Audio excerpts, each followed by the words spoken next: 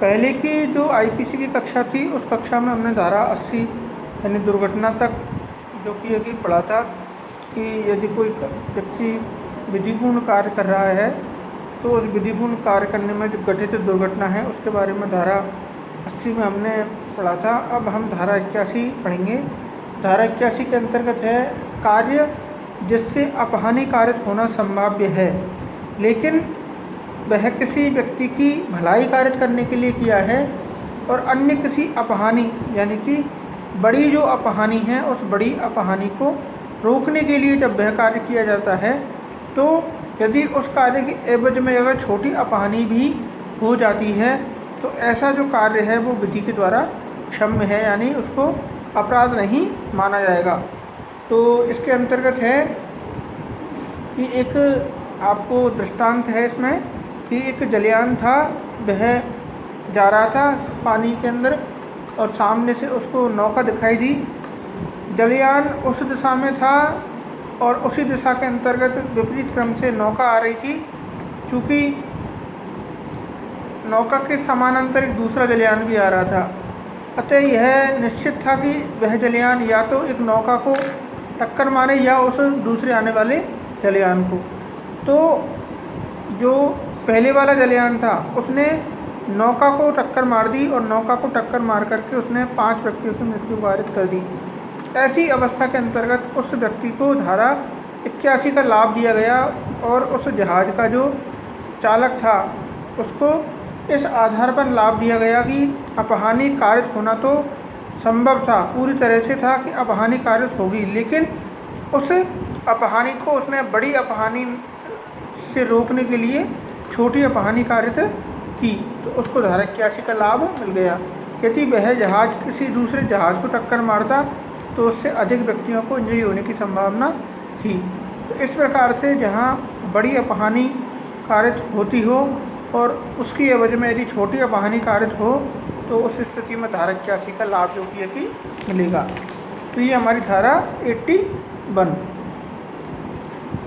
इसका दूसरा जो दृष्टांत है वो यह कहता है कि एक बड़े अग्निकांड है, उस बड़े अग्निकांड को फैलने से रोकने के लिए ग्रह को एक व्यक्ति गिरा देता है और वह ग्रह को गिराने का उसका आशय है कि बड़ा अग्निकांड जो कि वह रोका जाए। तो ऐसी स्थिति के अंतर्गत भी उसको धारा 81 का लाभ मिलेगा। और इसमें एक केस लॉ है बीड़ा मेंजेज बनाम यूसुफ खां, यह 1966 सुप्रीम कोर्ट का केस है। इस केस में यह डिसाइड किया गया था कि आईपीसी की धारा 87, 88, 91, 92, 93, 95, 100, 104 एंड 106 के अंतर्गत जो अपहानि शब्द का प्रयोग किया गया है उस अपहानि शब्द से तात्पर्य एक व्यक्ति की अपहानि से है, एक पर्सन की अपहानि से है। तो इसमें एक इम्पोर्टेंट केस भी है डडले बनाम स्टीफेंस, ये 1884 का केस है डडले बनाम स्टीफन। तो इस स्टीफन के अंतर्गत भी जो कि इस केस के अंतर्गत भी धारा 81 का लाभ नहीं दिया गया तो यह इसका अपवादात्मक केस कहा जा सकता है। अब हम पढ़ेंगे धारा 82। धारा 82 है अपराध कारित करने के अंतर्गत जो असक्षम व्यक्ति है, इसको हम कहते हैं डोली इनकैपेक्स। तो इसमें है 0 से 7 वर्ष की आयु तक का कोई भी बालक है वह अपराध कारित करने के लिए सक्षम नहीं माना जाता है और विधि की दृष्टि में वह निर्दोष माना जाता है। तो ऐसा कोई कार्य अपराध नहीं है जो 7 वर्ष से कम आयु के शिशु के द्वारा कारित किया जाए। और धारा 83 को हम डोली कैपेक्स कहेंगे, लेकिन यह केवल बच्चे के मानसिक विकास यानी उसकी समझ की परिपक्वता पर आधारित सेक्शन है।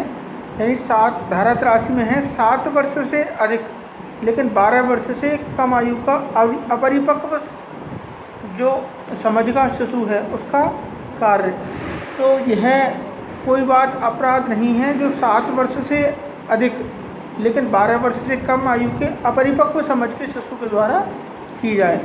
और इसमें यह एक पॉइंट भी है कि वह उस अवसर पर उस कार्य की प्रकृति और परिणामों का निर्णय कर सके, ऐसा निर्णय करने के लिए भी वह व्यक्ति असक्षम है। यदि दोनों चीज़ें विद्यमान हैं तो धारा 83 का लाभ उसको प्राप्त हो जाएगा। और धारा 83 के बाद धारा 84। धारा 84 विकृत चित्त व्यक्ति का कार्य।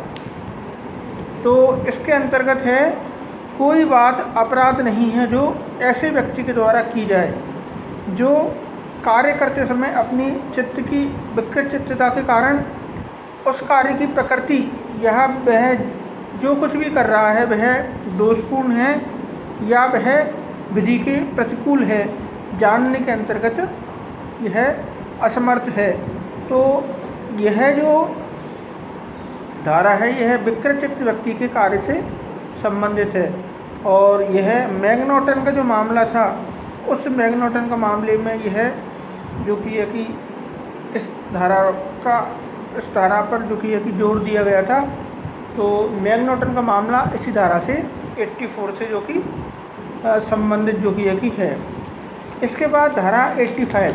धारा जो 85 है उस धारा 85 के अंतर्गत है कि मत्तता की अवस्था के अंतर्गत जो कोई कार्य है उस मत्तता के अंतर्गत कार्य के बारे में है।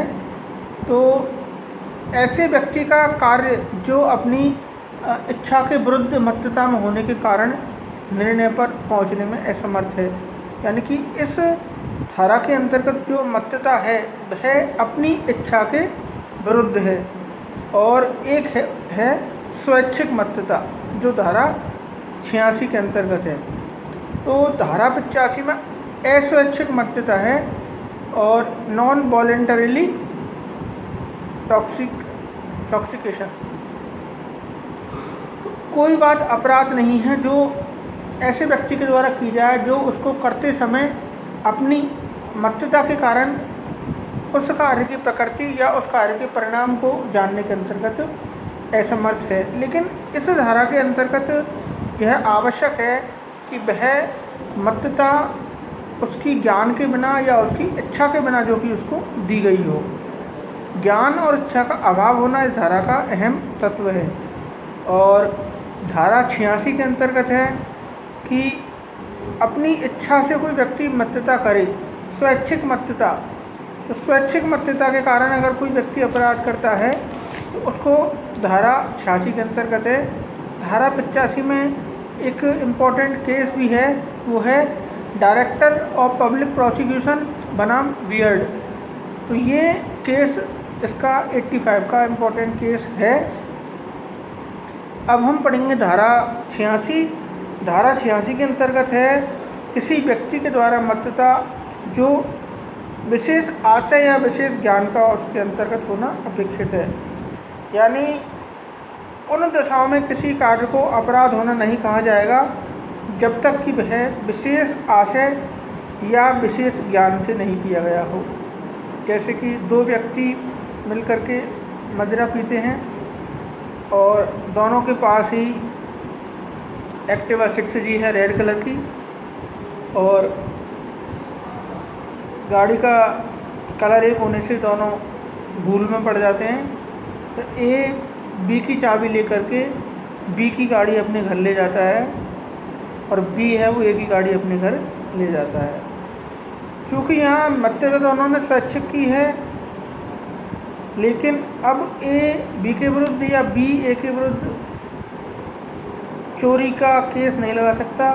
क्यों? क्योंकि ऐसे कार्य में आशय या ज्ञान का अभाव है, और आशय या ज्ञान के अभाव होने के कारण ही यह धारा 86 के अंतर्गत कवर होगा और दोनों को आपराधिक जो दायित्व उनका है वो उससे मुक्ति मिलेगी। तो ये हमारा हो गया 86। 87 में हम ये याद रखेंगे कि 87 की जो सहमति है वो खेलों की सहमति होती है। Consent of playing games title में है, वैसे इसका जो एक्ट में जो दे रखा है वो है सम्मति से किया गया कार्य जिसमें मृत्यु या घोरोपति कार्य करने का न तो आशय है, न ही उसकी संभाव्यता का ज्ञान है। तो इसमें है कोई व्यक्ति जो 18 वर्ष से अधिक आयु का है और उसने अपहानि सहन करने की जो कि सम्मति दे दी है, चाहे वह अभिव्यक्त हो या वह विवक्षित हो, तो ऐसी स्थिति के अंतर्गत ऐसा कार्य अपराध नहीं होगा।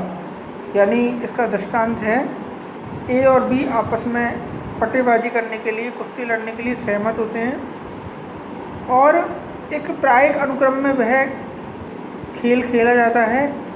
अब ए नामक व्यक्ति को चोट लग जाती है, तो ऐसी अवस्था के अंतर्गत ए नामक व्यक्ति बी नामक व्यक्ति पर एक वाद नहीं कर सकता उपहति कार्य करने का। क्यों? क्योंकि दोनों आपस में सहमत हुए थे, दोनों की उम्र 18 वर्ष से अधिक थी और जो खेल खेला गया था पटेबाजी का, यानी कि जो कुश्ती का जो खेल खेला गया था, वह नीति विरुद्ध खेल नहीं खेला गया था। और प्रायिक अनुक्रम में जिस प्रकार से पैंतरे चले जाते हैं, जिस प्रकार से कुश्ती खेली जाती है, उसी अनुक्रम में वह कुश्ती खेली गई थी। तो यहाँ सब तरह से यह वैलिड था। उस अवस्था के अंतर्गत यह नहीं कहा जा सकता कि यह इंटेंशनली बी के द्वारा ए को किसी प्रकार की कोई हार्ट है वो की गई। यहाँ 87 में और 87 के बाद 88 किसी व्यक्ति के फायदे के लिए सम्मति से किया गया कार्य जिसमें मृत्यु पारित करने का कोई आशय नहीं है, तो एक चिकित्सकीय कंसेंट वाला सेक्शन कहते हैं उसको। इसके अंतर्गत है कि वह किसी व्यक्ति के फायदे के लिए कोई कार्य किया जाए जिसमें मृत्यु पारित करने का कोई आशय नहीं हो, ना ही किसी प्रकार की अपहानि कार्यकारी करने का हो, तो उस अवस्था के अंतर्गत भी धारा 88 लागू होगी। और चिकित्सकीय जो ऑपरेशंस होते हैं उनमें जहाँ सहमति होती है वहाँ धारा 88 लागू होती है, यानी चिकित्सकों को बचाने वाली धारा 88 है। इसमें एक शल्य चिकित्सक होता है और वह मृत्यु पारित करने का आशा न रखते हुए एक शल्य चिकित्सक बी की शल्य चिकित्सा करता है और यहाँ वह अब किसी भी प्रकार से ए जो कि है वह अपराध नहीं करेगा। क्यों? क्योंकि ए का आशय मृत्यु पारित करने का नहीं है, सद्भावनापूर्वक वह बी को किसी रोग से, किसी व्याधि से मुक्त करने के लिए ऐसी शल्य चिकित्सा कर रहा है। तो ऐसी अनुस्थिति में हम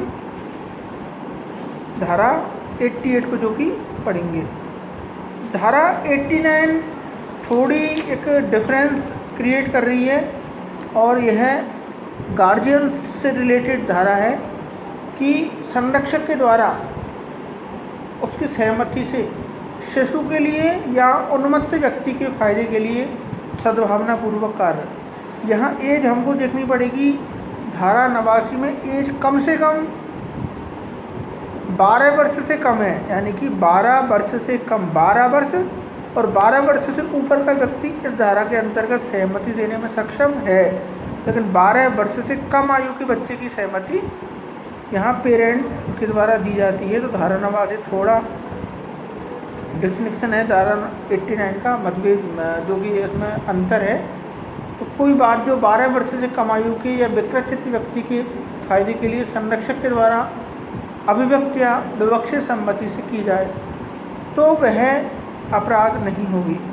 लेकिन यह धारा कुछ परंतुकों के अधीन है और वो परंतुक जनरल परंतुक हैं, जिसमें है कि मर्डर करना नहीं हो इसका उद्देश्य, या अटेम्प्ट टू मर्डर नहीं हो। दूसरा, किसी घोरोपति, किसी घोर रोग परेशानी के निवारण करना ही उद्देश्य हो। स्वेच्छा से, तीसरा इसका है स्वेच्छा से उपहति कार्य करने के प्रयत्न जो भी हैं उन पर यह इसका विस्तार नहीं है। और चौथा है उस किसी भी अपराध करने के दुष्प्रेरण पर भी यह अपराध, यह धारा लागू नहीं होगी।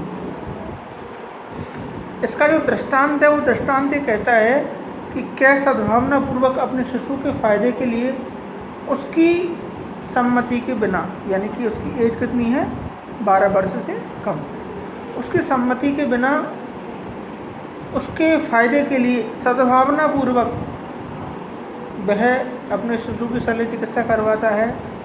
यहाँ वह पिता जो अपने बच्चे की शल्य चिकित्सा करवाता है किसी अपराध का दोषी नहीं होगा, चाहे भली ऐसी शल्य चिकित्सा से उस शिशु की मृत्यु हो जाए। तो यह धारा 89। और धारा 90 के अंतर्गत एक सहमति जो दी जाती है, उस सहमति के बारे में प्रावधान किया गया है। तो धारा 90 कहती है, सहमति जिसके संदर्भ में यह ज्ञात हो कि वह भ्रम के अधीन दी गई है। तो ऐसी स्थिति के अंतर्गत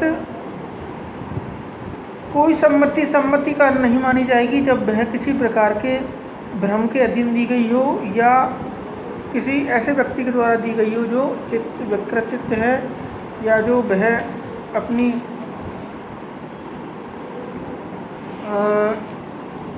जानने के अंतर्गत वह असमर्थ है कि सम्मति वह किस कार्य के लिए दे रहा है। यहाँ शिशु की भी एक कंसेंट का प्रावधान है, और वो है कि जब तक कि संदर्भ से प्रतिकूल नहीं हो, सम्मति ऐसे व्यक्ति के द्वारा दी गई हो जो 12 वर्ष से कम आयु का है। तो 12 वर्ष से कम आयु के बच्चे की सहमति आईपीसी में सहमति धारा 89 के अंतर्गत नहीं मानी जाएगी। धारा 90 के अंतर्गत भी वह सम्मति नहीं मानी जाएगी। तो उनके संदर्भ में जो सम्मति है वो उसके पेरेंट्स के द्वारा जो कि दी जा सकती है। उन्मत्त जो व्यक्ति है उसकी जो सहमति है वह उन्मत्त व्यक्ति के द्वारा अगर सहमति दी गई है तो उस सहमति में भी यह देखना जरूरी है कि वह पर्याप्त ज्ञान के द्वारा समझ उसकी विकसित हो और वह कार्य की प्रकृति को समझने में सक्षम हो, फिर वह जो कि सहमति हो वह दी गई हो। तो इस प्रकार से यह 80 हमारा 90 सेक्शन पूरा हुआ। 91 के अंतर्गत है ऐसे कार्यों का अपवर्जन जो कार्य अपहानि के बिना भी अपराध है, यानी कि ये एब्सोल्युटली इंटरप्रिटेशन इस धारा का किया गया है, और इसमें उन कामों को करना प्रोहिबिटेड किया गया है जो बिना किसी अपहानि के भी अपराध की परिभाषा में आते हैं, जैसे कि गर्भपात कार्य करना। क्योंकि इसमें गर्भ का समापन अधिनियम 1970 MRTP एक्ट 1971 ऑलरेडी अस्तित्व में है, PCPNDT एक्ट 1994 भी इसमें आ गया है, लेकिन फिर भी जो इस धारा के अंतर्गत यह धारा 312 से लेकर के 318 तक के जो गर्भों के संबंध में जो ऑफेंसेज हैं उनके बारे में बताती है कि उनको स्ट्रिक्टली इंटरप्रिटेट किया जाए, और जो कि है कि उनकी जो किसी प्रकार से उनको छूट नहीं दी जाए। सेक्शन 92 के अंतर्गत है सम्मति के बिना किसी व्यक्ति के फायदे के लिए सद्भावनापूर्वक किया गया कार्य। तो जैसे जो रोड एक्सीडेंट्स होते हैं उनमें कोई इसी व्यक्ति को ले आते हैं, तो इस प्रकार से यदि वह कोई डॉक्टर उनका बिना किसी उसके जानकारी के बिना किसी की उसके सहमति के वह उसका ऑपरेशन करता है तो उसमें कवर नहीं होगा। लेकिन इसके जो परंतुक है वो वही परंतुक आएंगे जो 89 के परंतुक थे। 93 के अंतर्गत है सद्भावनापूर्वक दी गई संसूचना।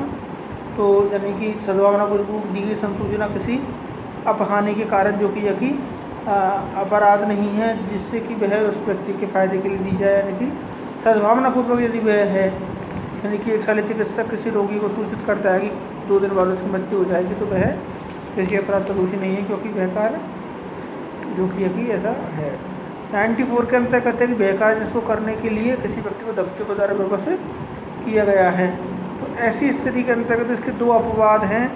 पहला कि वह हत्या का अपराध नहीं हो, और दूसरा है कि वह राज्य के विरुद्ध अगर अपराध हैं तो उनको छोड़ करके वह, और लास्ट जो ऑफेंस है वो है तुच्छ अपहानि कारित करने वाला कार्य, यानी कि तुच्छ अपहानि कारित करने वाला कार्य है तो वह अपराध की परिभाषा में नहीं आएगा। तो आज की कक्षा है उसमें हमने 95 तक के सेक्शन पढ़े।